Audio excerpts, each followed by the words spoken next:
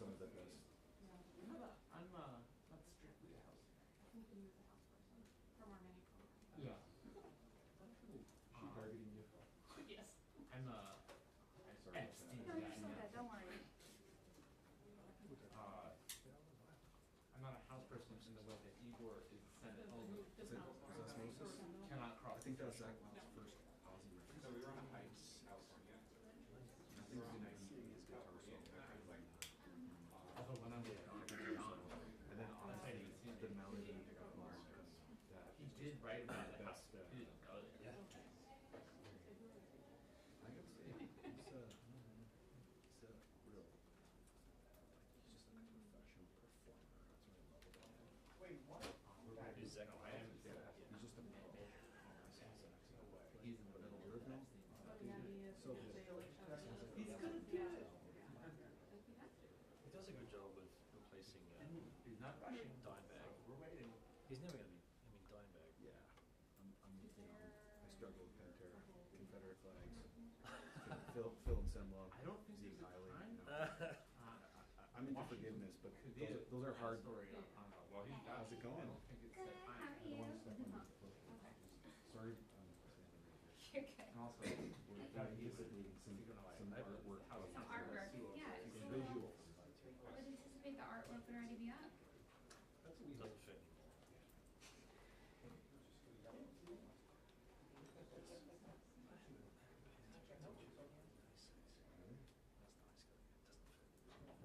I saw that for $300. You know, they're great. I had it when I was, yeah.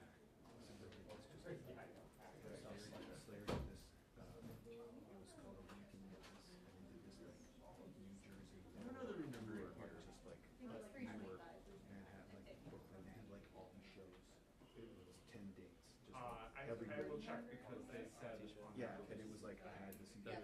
this, yeah. 325. I don't know. I think it got faded. It was still the Rick going into ours. That's still good. Let's not even go into all the lost vinyl. I have an original. I have an original Rain and Blood. What? Original Rain and Blood. Like first person? Yeah. Because when it came out, I thought, dude, red. Should have just been a big portrait.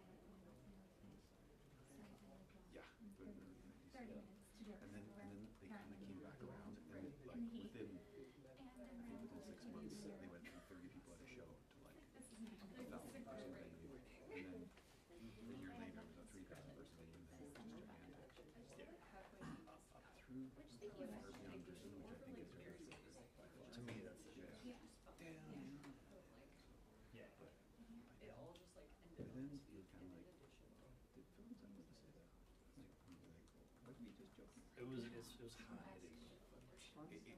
Very hard hitting. Yeah, yeah. And so when he did that, they were kind of like, you know, they got really good at retarding around, which I credit them. Okay, fine. Everybody makes mistakes, you know, perceptions is time. They moved on from that.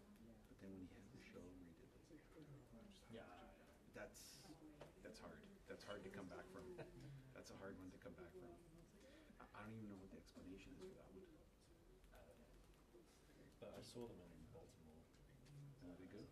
With Metallica? No, just On their own. Yeah. I heard Zach was really good. Like he's a monster. He's just a. He's not showing this area. In the end, he was the best. Him and Phil and Samuel. The drumming a little bit. The drumming too is kind of different from Phil and Samuel.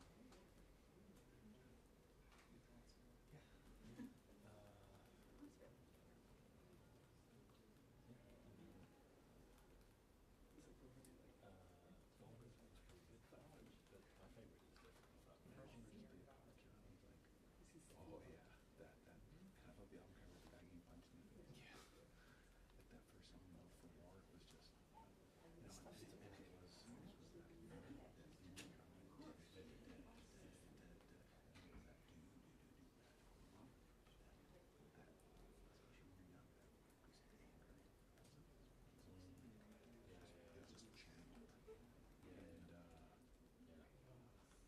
but then, you know, then they went and did it all. Mr. Nash.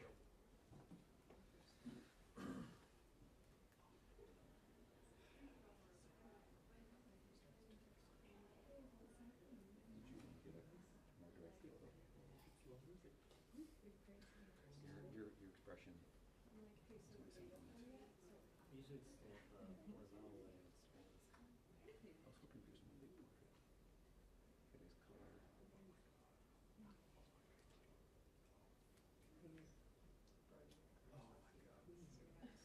Do you know this bad? Oh, don't even that. Why would you ruin a conversation? We just talking about good bands. And then you go down that. Yeah, I know. But it's still around. It's still around.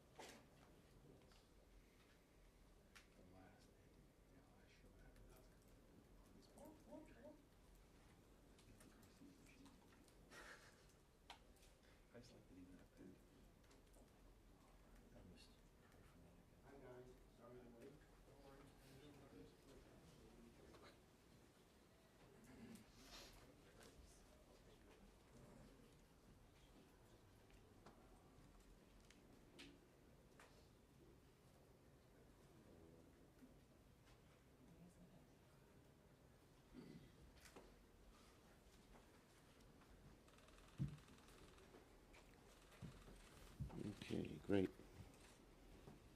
Okay. Okay, good morning, good afternoon, everybody. It's 10 minutes into the afternoon.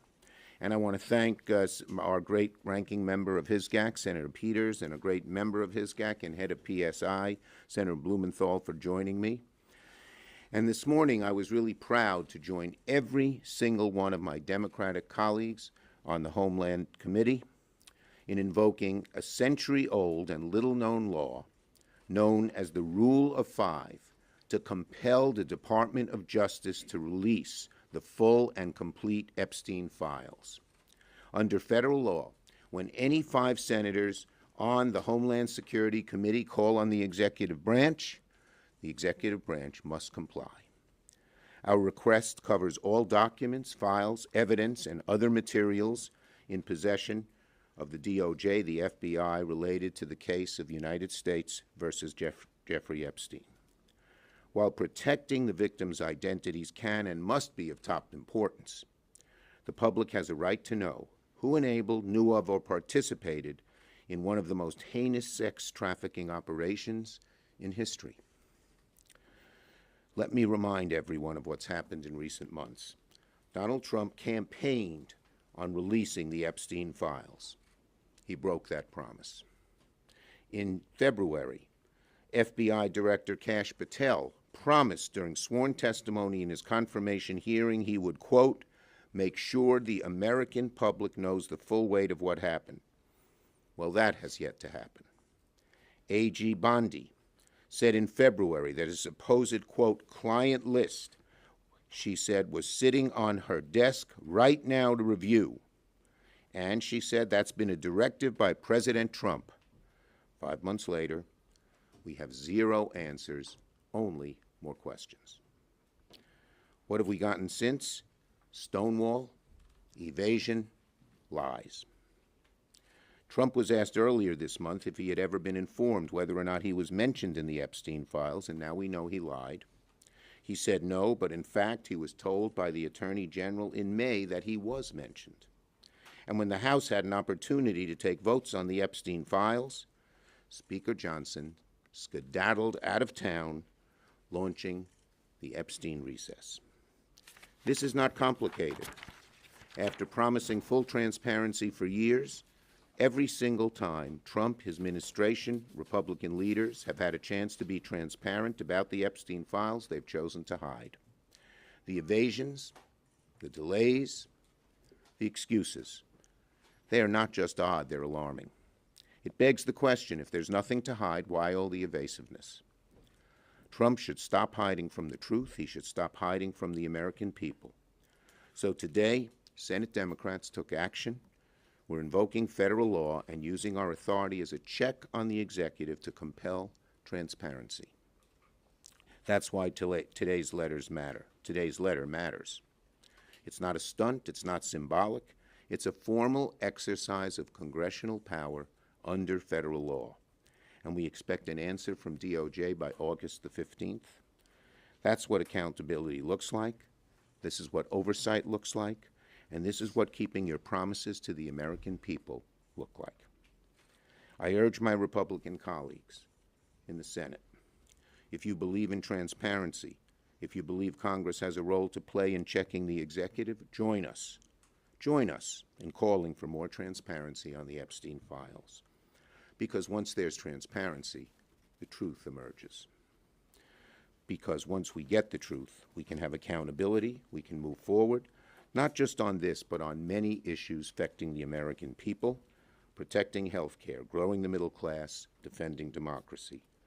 But none of that is possible if the public loses faith that justice only applies to some, not all. Senator Peters has taken a great lead on this issue as ranking member of the Homeland Security Committee, and I'm proud to call on him to speak. Thank you, Chuck. Well, thank you, Chuck. You know, the American people want and deserve transparency from their elected officials. On the campaign trail, President Trump promised many times to deliver that transparency by making the records in the Jeffrey Epstein case public. And now he is going back on that promise. This kind of reversal is what leads to distrust of elected officials. It also, we all know, it breeds conspiracy theories and misinformation. But the solution is very clear. Americans deserve transparency from congressional Republicans and the Trump administration. Our Republican colleagues are failing to conduct independent oversight of the administration and call for this information to be made public. Some have even publicly said they want to provide, and this is a member of the U.S. Senate, a Republican member, who said that they wanted to provide, quote, cover. Republican senators said it. They want to provide cover to President Trump after his reversal. And that's why my Homeland Security Committee Democratic colleagues and I are pressing the Justice Department to produce files related to the Jeffrey Epstein investigation.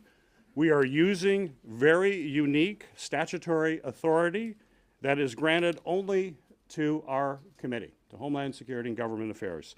The statute that we are invoking requires the administration to hand over documents requested by any 5 members of the Senate committee. This letter demands that the Justice Department produce documents that Attorney General Pam Bondi and FBI Director Kash Patel have publicly already confirmed they have in their possession. We all know, in fact, that the Attorney General said, quote, she said, they're sitting on her desk. It should be pretty easy to turn over documents that are sitting on the Attorney General's desk. It's certainly disappointing that we have to take this action to hold President Trump to his word, but we believe that providing this transparency is what is best for the American people. Joining me on that letter and also working in his own right as the ranking member of the Permanent Subcommittee of Investigations as part of my committee is Richard Blumenthal. Thank you, Gary. Senator Blumenthal. Thank you. I want to thank, first of all, Senator Schumer for his leadership and Chairman Peters, Ranking Member Peters, for taking the lead here as well. This letter has the force of law. This letter invokes a statute that has been little used because it has been unnecessary in the past to enforce transparency. It's necessary now because this administration is stonewalling and stalling and concealing. And the American people are rightly asking, what do they have to hide? What's at stake here is not just the president's promises, although they are absolutely clear when he said, quote, President Trump says he will declassify the 9/11 files, JFK files, and Epstein files, end quote. That's President Trump. What's at stake here is more than the president's promises. It's the credibility of our justice system and the question whether there was proper criminal prosecution, whether it was complete and full, whether it was accurate, and what additional facts the American people are entitled to know. What's at stake is also the victims. This crime by Jeffrey Epstein and Ghislaine Maxwell was not a victimless crime. It was not just about money laundering. It was not just about lying to the government. It was about exploiting women, in fact, girls.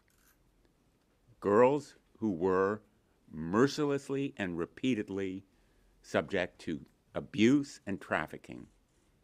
And that is why the American people have a right to know who else was involved, whether the system really was rigged in favor of the rich and powerful, which is what the suspicion has been on the part of a lot of the president's supporters and why they so enthusiastically greeted his promises of full disclosure. He's broken those promises. We're going to enforce the law to make him fulfill his commitments to be transparent and full in disclosure. Thank you. Thank you, Richard. We'll take questions on this subject first. Yes. Would this law compel information that's under grand jury seal by the courts to be released to the committee are there other, like, things that could be redacted, law enforcement? Yeah, sensitive look, information? there can be redactions, and we're not going to break. Whoa, you okay? We're not going to force any agreements that have been broken, but we believe almost everything can come out, barring any. Under seal by the courts? Well, that'll have to be litigated. Yes. Would you accept the Justice Department limiting the reading of these files to leadership or members in a? I think they should be made public. I mean, certainly to the Congress and to the public. Public has a right to know. Including the interviews that were done recently with Maxwell in the last couple of days. All the notes that were taken, any recordings, should be made public as well. And, you know, the redactions that Senator Schumer mentioned are standard operating procedure in the Department of Justice when it does a report based on an investigation. It's rare, but it's not unusual. Yeah. When the Justice Department says, Go ahead. You both can go. Do you want to go at once? We'll answer to. Go ahead. He goes first. If they don't respond to your request, is there any enforcement mechanism? Is there any way for you guys? Well, our hope is that our Republican colleagues will join us in this. This is a law. This has been made. It should be bipartisan. And we're still, Gary, we're still talking to Republican colleagues about trying to join us, and that may help get this public. But if not, there's recourse in the courts. This is the law. and so Yes. how can Democrats, as the minority, take this to the courts? Explain There, how that would work. we have talked to some of our lawyers, and this can be challenged in the courts. Yeah. Yes. After the horrific shooting in New York and a police officer was killed, do you think it's a bad look for Senator Booker to be objecting to police and law enforcement related Look, cases? Senator Booker has strong beliefs on this issue. He's had them for a very long time. He believes in strong law enforcement. Yes. Some of your Democratic colleagues have talked about making an amendment to the minibus related to the Epstein files. Will you use that for the NOMS negotiations that are going on to try to enforce the public? Look, we on the initial minibus, we are running a hotline right now. Okay? Yes. Emil Bovee was confirmed last night even after a number of whistleblowers came forward, including some at the 11th hour. But what do you think this means going forward for future whistleblowers who are thinking about? I think I said it was one of the low points, not only in this Congress, but in the history of Congress, to put a man like this in such an important position as a circuit court judge. It's a disgrace. He doesn't belong there. And our Republican, he only had one qualification. He'd do whatever Trump wants. That's a horrible qualification for a judge. Yes. Thanks, Leader. What do you make of reporting that Republicans in the White House are lobbying against a stock trading ban in Congress here? We Senate Democrats are for a stock trading ban. Okay. Thank you, everybody. Do you want to go ahead, And Gary? we just passed it out of committee before this meeting here, and on a bipartisan basis. And do you have any comment on Senator Hawley and Scott kind of going back and forth, arguing about it? It was a spirited committee hearing, but the end result was that we passed it out and it now moves to the full Senate. And Thank you, everyone. Go ahead, Dick. Go ahead. And thanks to Senator Hawley for championing this cause. Yep. Thanks, everybody. Thank you. I thank Senator Blumenthal and Senator Peters for championing this. No, that was